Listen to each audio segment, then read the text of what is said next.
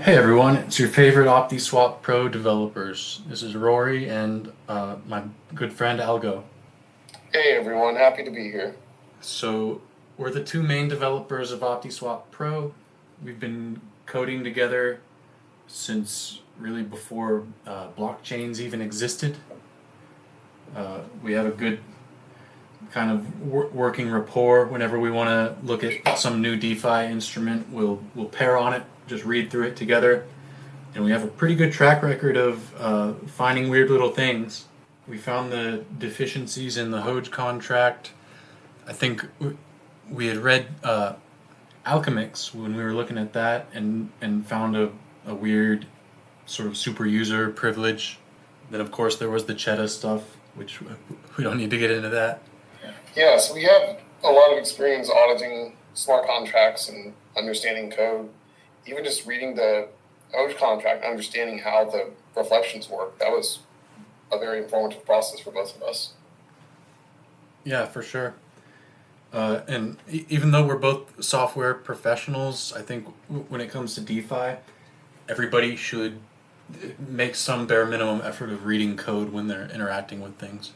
Absolutely, yeah. It's been kind of amazing to me how many contracts are online that don't have their source verified or have their source verified, but there's some really glaring vulnerability in it.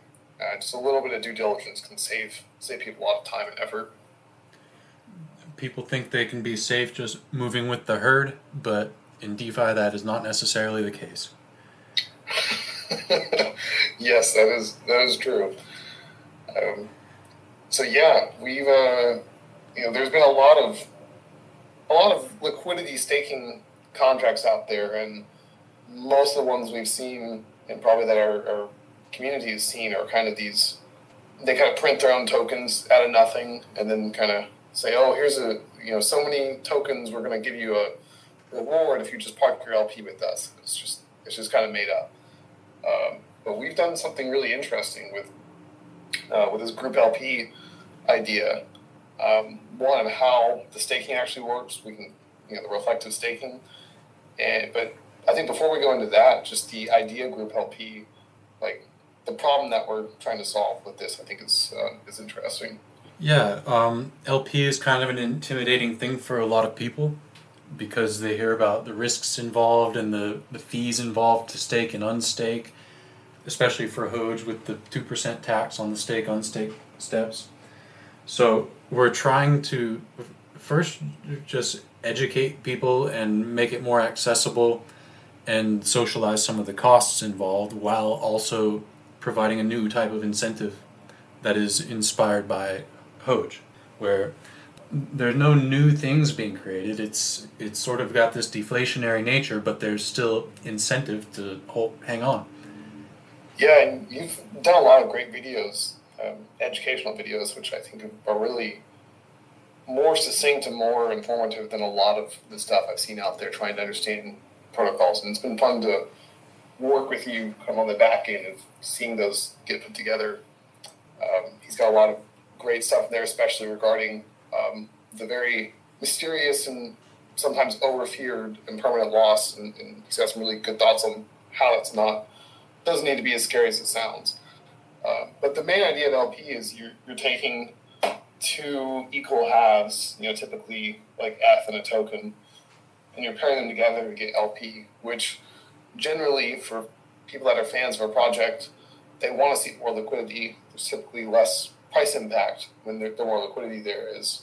And it's also a sign that many traders view as like a sign of a healthy project. Like CoinMarketCap has their LP rating, kind of based on how much liquidity is there. And but typically, LP has to be done from just one user. So one guy's got to have all of the tokens and all the F. And maybe, he wants to team up with the community, or maybe there's a community that wants to team up, but how do you do that in a trustless manner? Until GroupLP, to my knowledge, you can't do that.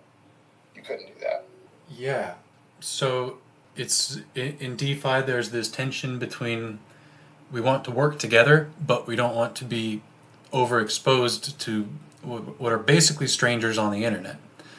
So the only way to do that is by writing good contracts. We write code where we're always thinking, what if we were suddenly replaced by our evil twins and we wanted to screw everybody over? How can we want to limit ourselves as much as possible and not expose people to even OptiSwap, who is facilitating these processes. Right. Yeah. We definitely want to limit damage that can be done. Ideally, what we strive for in our code is, hey, if things do go wrong, then everybody can walk away with minimal impact. And a big part of that is not letting really important steps happen until critical criteria are met. Yeah, it's having the right checks and balances. It's having the facilitators, OptiSwap, execute certain key steps, which a lot of people who aren't really conversant or fluent in Ethereum development see that as a kind of centralization, as if that was a negative thing. But it makes a lot of sense in the design of our contracts because of the fallback methods, where if we were to fail to execute on what we're supposed to do, all that we hurt is our reputation. If OptiSwap suddenly is doing silly stuff, people are going to know and they're going to stop using it, but they're not going to lose money. Right, they can get their tokens or their F out without any hassle. So as we step through the code, I think we should always be thinking about the adversarial perspective. If you were using this contract and someone you didn't trust was running it, how could they screw you over? Now we wrote it, and I'm telling you, we have no intention to screw you over. But why should you believe me? So we'll look for things like that as we walk through the workflow of how the GroupLP contract actually works. Yeah, so it starts off, it gets cloned, right? And then it gets initialized. And this initialize has a bunch of parameters to it which are going to set the framework for it, right? These describe sort of how the campaign will unfold. We've got the pair, which will be the Uniswap pair, the token supplier, who's the person supplying the token side. Goal date is when funding should be done by. Lock duration. Commitment is the token amount. And then OptiVault master, that's the address from which we're going to clone the OptiVault. That's a bit of a bookkeeping technical thing, but we will look at the OptiVault contract as part of this. Yeah, we'll get into that, and that's where the reflective staking comes in. Mm-hmm. So yeah, this gets initialized, and the first thing we do is check that it's already initialized, right? And this is so basically this contract gets created and gets initialized right away, so no one can come in afterwards and reinitialize and say, "Oh, I'm changing the parameters of it." Yep. Yeah, and then we just basically save all the relevant params. So at this stage, we know someone is supposed to be our token supplier, and we know that we've got some money that's possibly been raised. The message value might be 0. If it has a value, then it's been credited to the supplier because they've possibly initialized the campaign with some ether to start with. So notice that the contract has not received any token at this point. Mm-hmm. And in fact, it doesn't hold tokens at all through this process. We achieve the token part through allowances, which is sometimes tricky for people to understand. But that's what this next function is doing. Yeah, so the supplier has committed balance. This Apollo view just returns, is this a valid campaign? Basically, the supplier needs to have at least enough balance that they've approved, and they need to approve at least as much as what they've committed. The commitment is on our contract, and the approval is on the token contract. Yeah, so right after we initialize, it's actually, the campaign isn't quite ready for action. The supplier has to go in and do an approval for the GroupLP campaign for the committed amount, and then we're good to go. Then this function is going to come back true. Right, and we've got that set up on the OptiSwap site where if you are the token supplier, you get a button that lets you approve that exact token amount. Yep. We make it easy for the suppliers. Yep. Let's see. For next step would probably be maybe the funding step. Yeah. Well, I think we can just go in order. Okay. These three functions here are making queries to the Uniswap pair. This is how we get our estimate for how much the committed token is worth in Ether. It's based on the ratio of reserves. This is all pretty standard for when you're working with Uniswap. So fmatch estimate, that's using Uniswap quote of the committed token amount and then scaling it up by 0.5%. That 0.5% is our fee that goes to operations, and it usually just covers the cost of deploying and running the campaigns. Yep. And next we've got the fund, it's a public payable function. So you can see we've got several required steps here. And the first one is that supplier has committed balance, which we already looked at. And this is just saying, hey, the supplier has to have those tokens committed and approved. Yeah, so we won't take Ether if the supplier can't fulfill their part. That's right. Yeah, you can't. If the supplier, launches this but then doesn't approve, this contract can't take Ether.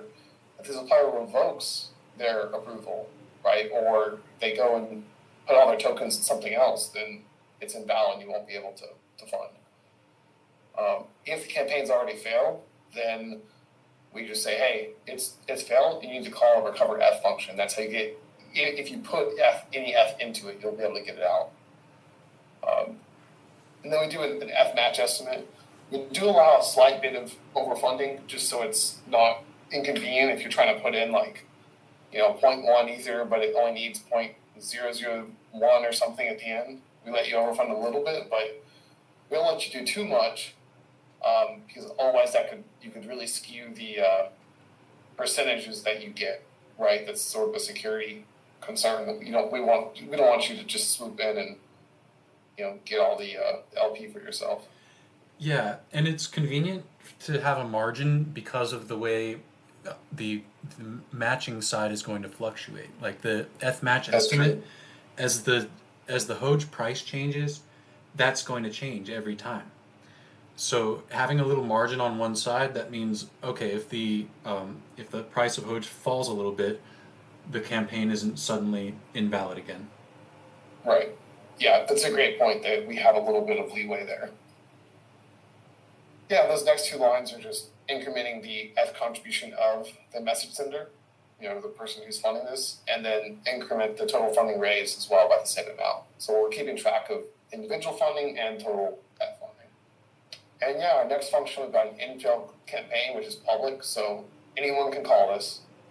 And we've got a little comment saying, hey, the campaign's invalid because the token supplier's balance for approval has fallen beneath the committed tokens, or the campaign goal date is passed with no LP created. So either the campaign provider, the token supplier, didn't have the tokens oriented, or the campaign expired. It went on, but for some reason LP wasn't made, which maybe it's because of a pricing issue with it.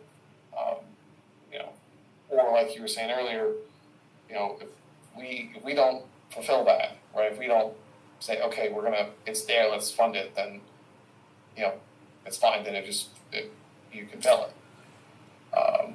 And so yeah, we check that first that it's not already failed, and we require that the LP is 0. That's minted LP is going to get created whenever the campaign does finish supplying LP. Then we have a campaign has expired. We check the current timestamp. We take the goal date plus an hour.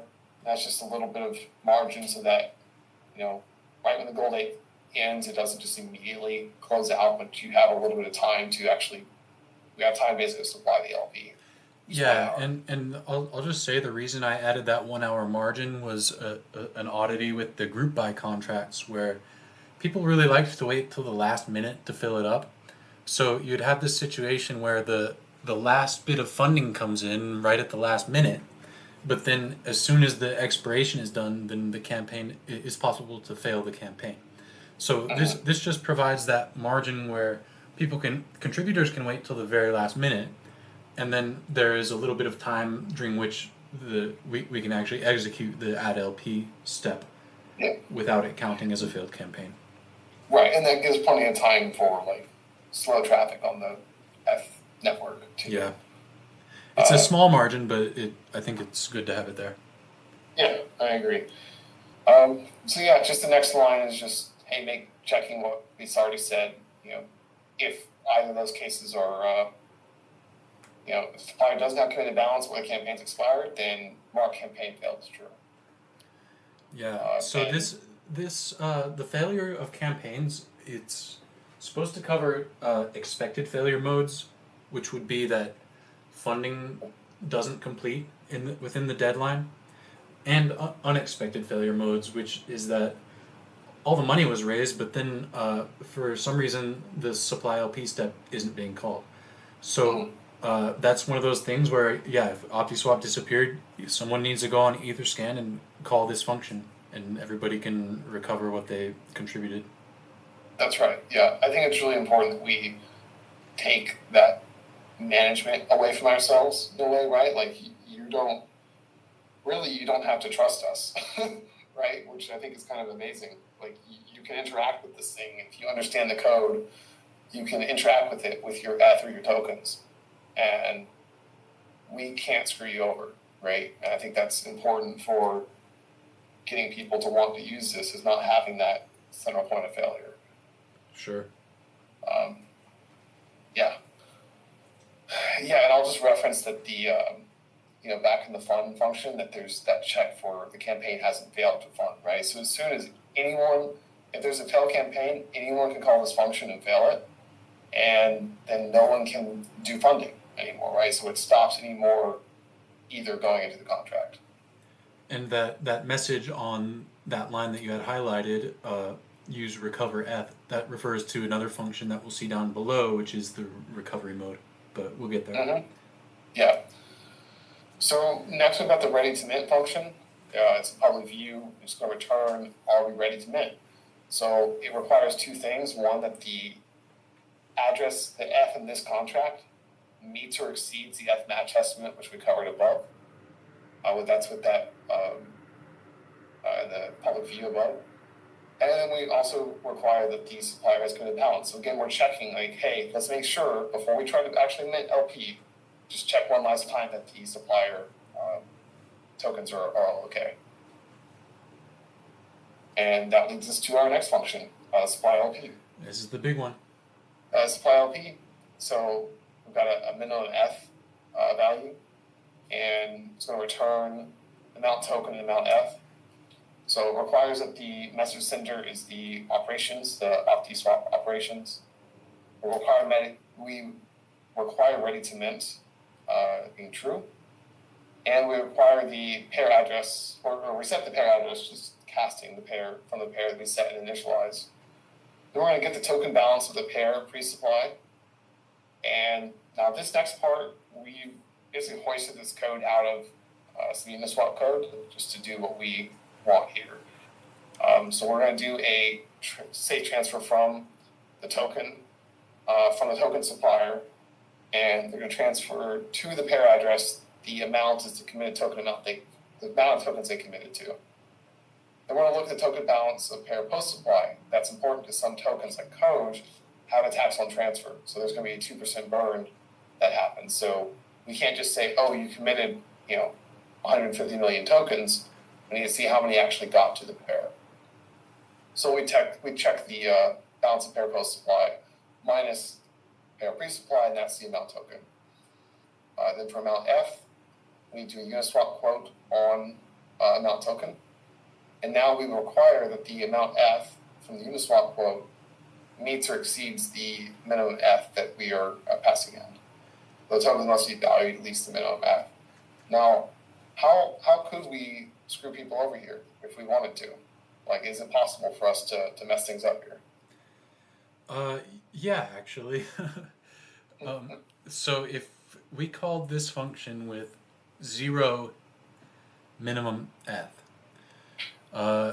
then we could do a kind of complicated MEV attack where what would it be that we sell a bunch of Hoj so that the price, the quote comes back very low, and then not much ETH is required to match up with the amount of Hoj. And then buy it all back up, and I guess there would just be Ether left on the contract that wouldn't be paired up. So that minimum ETH there is a slippage tolerance, and setting that poorly would open up opportunity for MEV, maximal extractable value. If we did set it poorly and caused an MEV event, that would tarnish our reputation, and I'd be happy to no longer suggest people use OptiSwap products anymore. But in terms of exposure to us and the setting of that value, say we passed in 0, so we had maximum slippage tolerance. The route for an attack on that first requires selling a bunch of Hoj. So it's highly possible that no bot would be able to pick that up because they wouldn't have the necessary resources. If they did anyways, if somehow a bot had a billion Hoj to crash the price and then pair off a small amount of ETH with the tokens, the outcome would be everybody still has the LP, but there's more Ether than expected left over in the GroupLP contract. So that would not be ideal. That's why we're talking about it and making people aware of things to look for. I think it's good to be transparent with people about what we're doing, right? Like, we do take on a certain amount of responsibility, I guess, or at least we're claiming to do this right and ethically. Yeah, people do trust you. they trust us as the OptiSwap brand. Yeah, exactly. So, This is the trade-off of having a facilitator in order to make things nicer. Because if you can think of a alternative way to structure this, it's probably going to have similar attack vectors. It just depends on who you put that slippage tolerance in the hands of. And right. I think we've done literally all the math on slippage tolerance, and we know what values to put in. Yeah. Yeah, well, I think it's good that people watching this are aware, of the, how this thing is structured, right, and be aware of the risks, right. If they decide they don't trust us, right, then that's their choice. Yep. Right. Mm-hmm. Yeah. Okay, but like you said earlier, the trade-offs, right? If we make that just open to anyone, or God, this was open to the token supplier, right? And now it's like, okay, well, if you're not, I think people would trust random token whales even less than OptiSwap, right? And so that's like a harder sell to say, like, oh yeah, just trust this other guy. He's going to put up a bunch of tokens, and maybe he won't sell them all and bug you. You don't know. Yep. But at least this way we can control it. And there are ways to make this function callable by anyone, but they have similar pitfalls. So in terms of trading off in the design of this contract, this is what we landed on. Yeah, we went through a few iterations on this. Yeah, I think it's in a good spot now. And, there's something to be said too for, and of course people watching, you can make up your own minds on this, but in a way, you and I are responsible to each other, right? As friends and as professionals. So you know, it's neither. We're not going to let each other screw things up, right? For what that's worth. Yeah. People can make their own decisions about, how they feel about us watching this video or, the work OptiSwap's done. But I think that is something that we put on the line and take very seriously here. Yep. I think we choose to structure it to where if MEV happens, the main hit is going to be to our reputations. Yeah. That's how I would like to put it. Mm-hmm. Anyways, moving on. Yeah, well, I think that's great that we did dive into those risks and make sure people understand this. This is part of the kind of stuff that if you're interacting with smart contracts, you need to think about and audit for yourself.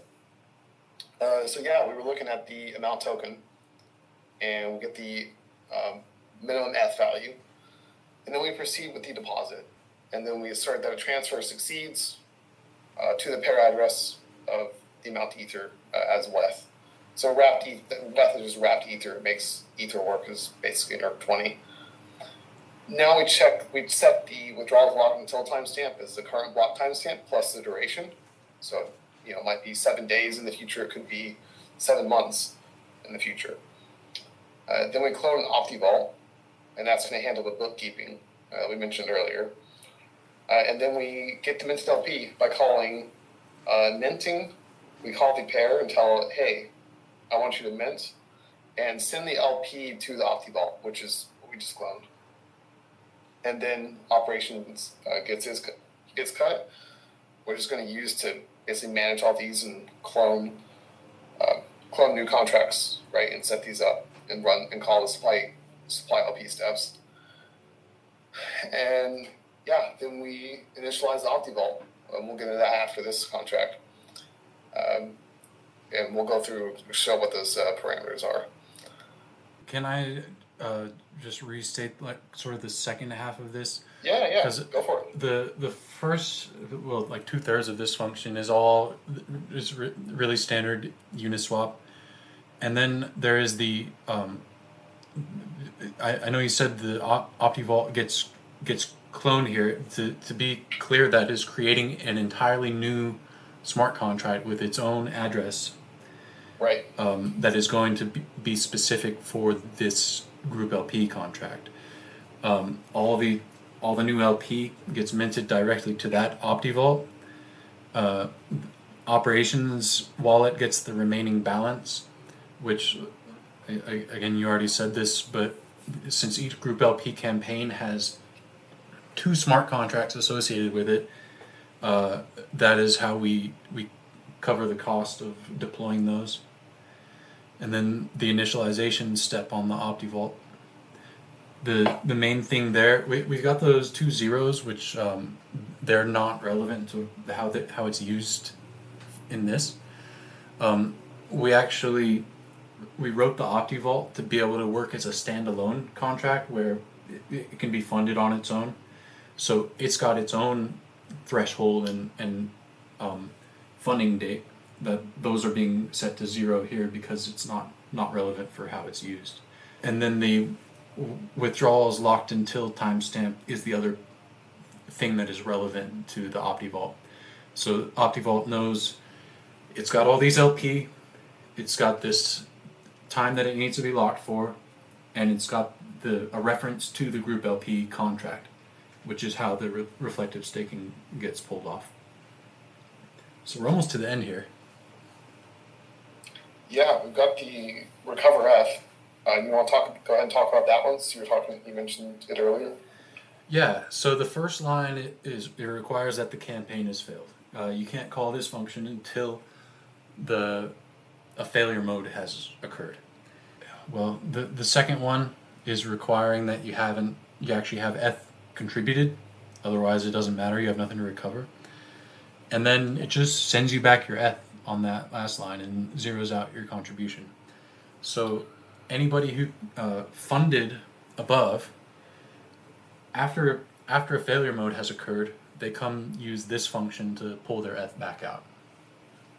That's right, and I think it's important to note that there is no fee on recovering ETH, And there's also no modifiers.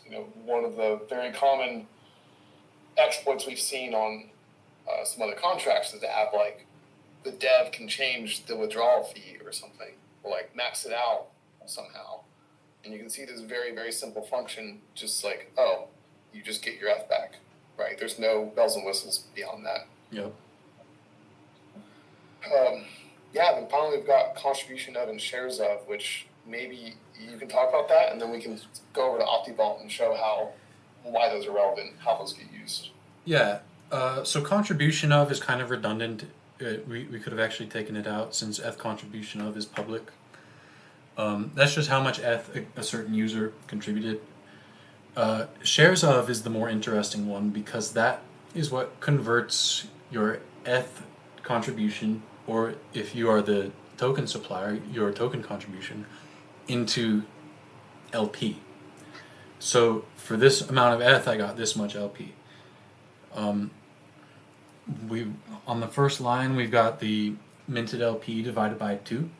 That's because we know automatically that the token supplier is going to get half of the LP because they provided half of what went in. And then we're multiplying that by the ratio of the user's ETH contribution to total funding raised. So if I contributed 1/10 of the total funding raised, I'm going to get 1/20th of the minted LP, which I'm not going to try to convince people here the math is right. You can go check it for yourself or watch a different explainer video, I guess. So this is set up so that if you are the token supplier, then you get credit for whatever ether you've put in, and then also on that line 130, you get the other half that's due to you. Right, and so as just a quick example, in the initialize, if the token supplier provided, let's say, like 2% of the total amount as F, they would get their half of the tokens they committed, and then they would also get more based on their F, as if they're at that point they're just a regular user also funding it. Exactly. Yeah. Cool. Well, I think it's a great review of the LP campaign, the GroupLP, and let's talk about the OptiVault, which is what the LP got sent to in the supply LP step. And it's also where this concept of contribution of and shares of comes from. Yeah, so the shares of function, that's what we're providing to the OptiVault as the reference for how to calculate the reflective staking. Yeah, so let's talk about the initialize here and the significance of those params that we zeroed out.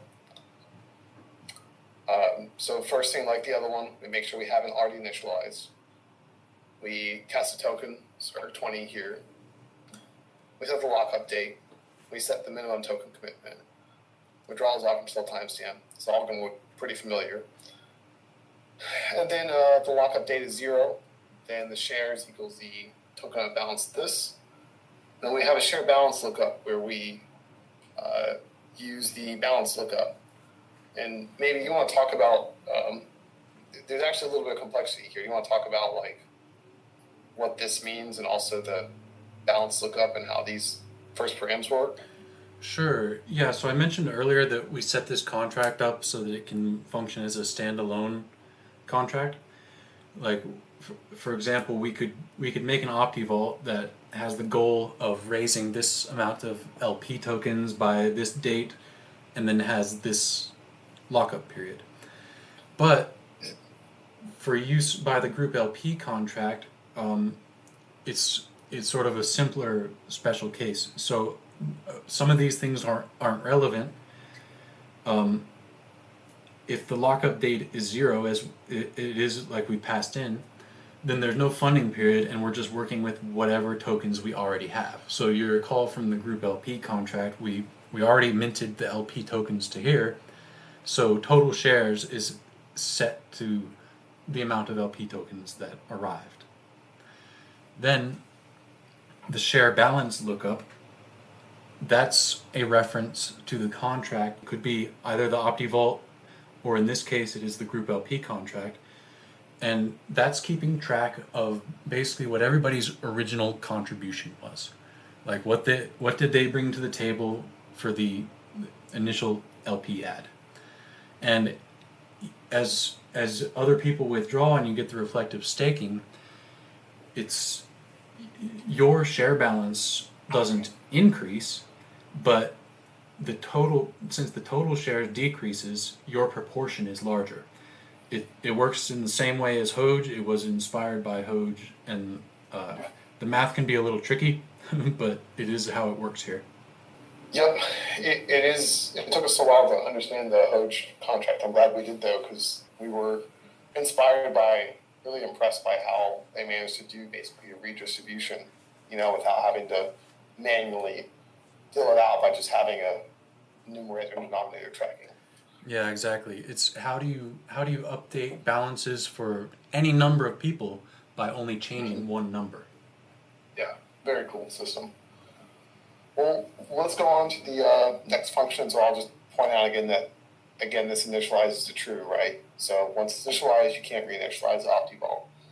And just a quick high-level overview of what this whole thing is doing. Again, this is storing LP, and if you withdraw early, you get the 20% haircut, right? And that gets distributed to the other users, and that's what the idea of an OptiVault is by itself.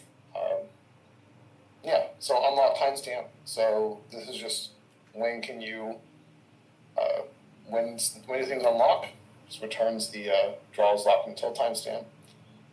And shares of, we were just mentioning, your shares, just your share balance.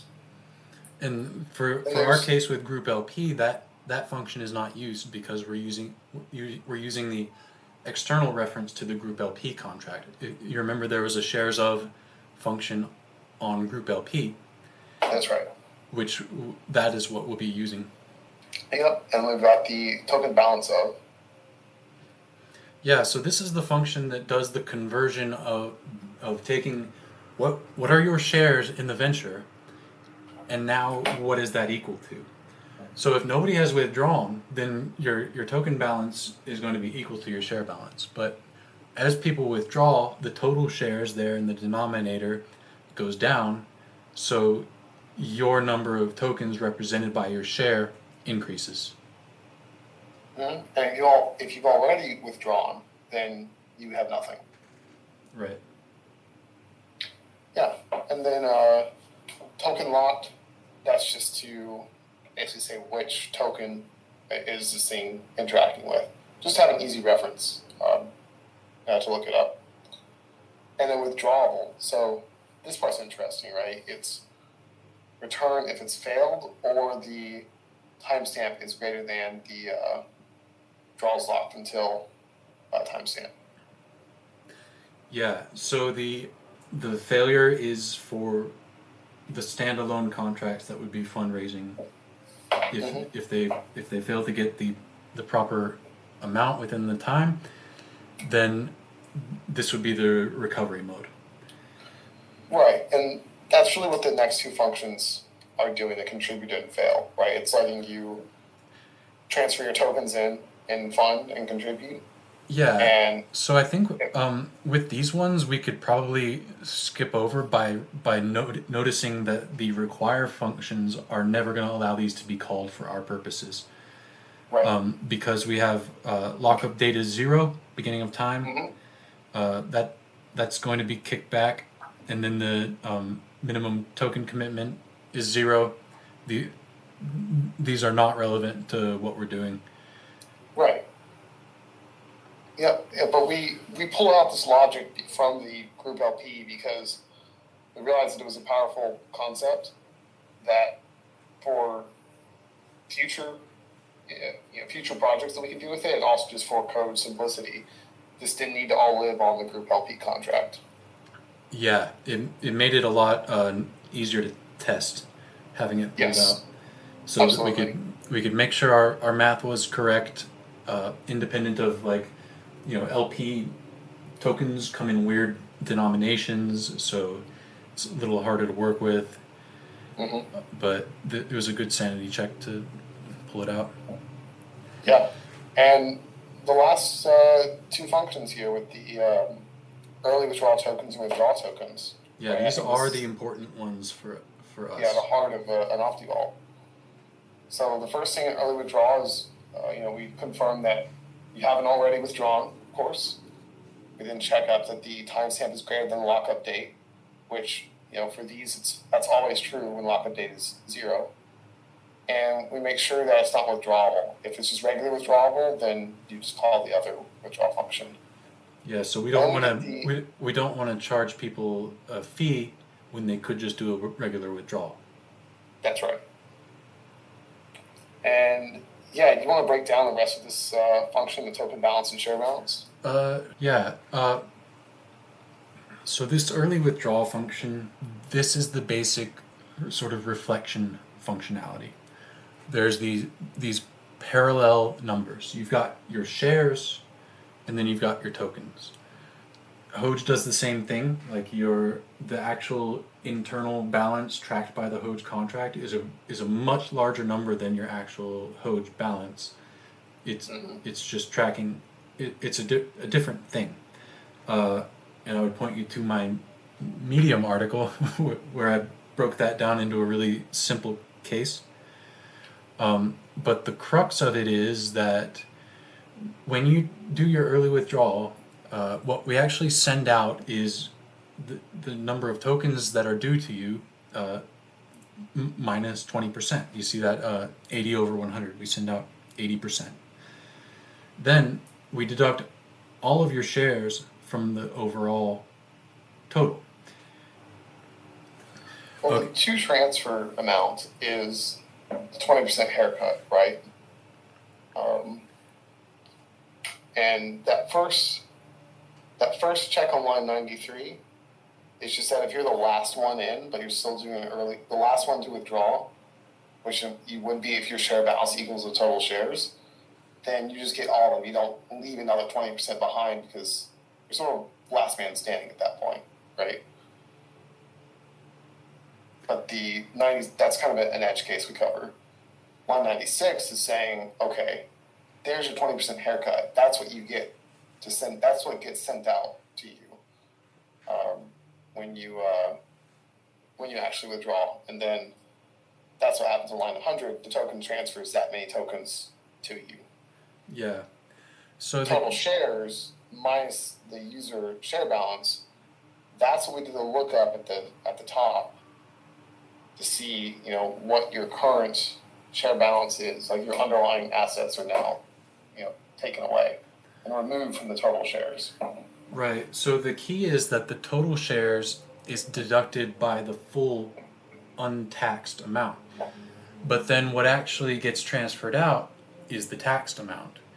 So that's where the dilution step happens, and everybody else's shares are worth a little more because of that residual token balance, the 20% that was left behind. That's right. So when they do their balance lookup, they're seeing, when they do their balance lookup, they're seeing their amount over the total shares. And it's going to be a higher amount because the denominator is lower. Exactly. Yeah. And withdrawal tokens is, if it's withdrawable, which is if it's past the withdrawal's locked timestamp, we first require that, it's not locked, and you haven't already withdrawn. And in this case, we just get your token balance and just send you your tokens. In this case, in the GroupLP case, that's your LP tokens. So if you hold on for the 7 days or 7 months, whatever the lockup period is, then you can just come in and grab your tokens anytime. And you don't have to withdraw them right away. You can leave them in there if you want. And if it's LP, then it'll still be participating in the, transactions that happen on the pool. You can just come withdraw whenever you feel like it. Yeah, so there wouldn't really be a reason to leave them in the OptiVault. Once the time has passed, you're not going to get any more rewards from people doing early withdrawals. So you might as well do your withdrawal and get your LP tokens back. Now, those LP tokens are backed by the underlying assets like Hoj plus Ether, and there will be a separate step of unstaking that from Uniswap. But you'll have those LP tokens in your wallet, and they'll be adjusting in exposure as the price changes, and earning some yield based on the Uniswap fees for as long as you hold on to them. Right, and that's the standard. That's not us doing anything special. That's just the standard Uniswap LP tokens, how they're designed. Yep. And we might add some tooling on the website at some point, just to make that a little clearer, sort of our version of it. Mm-hmm. Because Uniswap, they're pushing a lot of boundaries, but they don't really like making stable and intuitive UIs, I've found. No, they don't. That's actually how OptiSwap got started, right? It's just, you're saying, hey, I think I can make a better version where users aren't getting screwed over on slippage. And yeah, OptiSwap was born from that. They kept breaking things for tax on transfer tokens every other week. Yep. The Hoj buys and sells were working a little differently, so I said, all right, let's make something that is stable and has some of these enhancements that I've figured out for my own purposes. Yeah. Well, I think that wraps it up for review of GroupLP and the underlying OptiVault. You can check all us out at optiswap.pro. We welcome your comments, your questions, your critiques. Please come chat with us. Let us know what you think. And yeah, thanks for watching this video. Yep. Cool.